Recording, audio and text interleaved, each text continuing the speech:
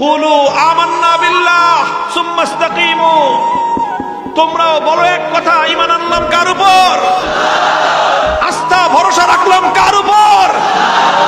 আমাদের মালিক কে? আমাদের খাওয়ান কে? আমাদেরকে পরান কে?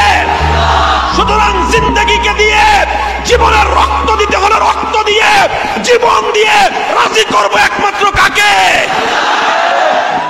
এক আল্লাহকে রাজি করার চ্যালেঞ্জ গ্রহণ করো, এক আল্লাহকে রাজি করবার চ্যালেঞ্জ গ্রহণ করো। আল্লাহকে রাজি করবার সাথে অন্য যার কিছু টক্কর লাগবে, যেটা আল্লাহকে রাজি করবার পথে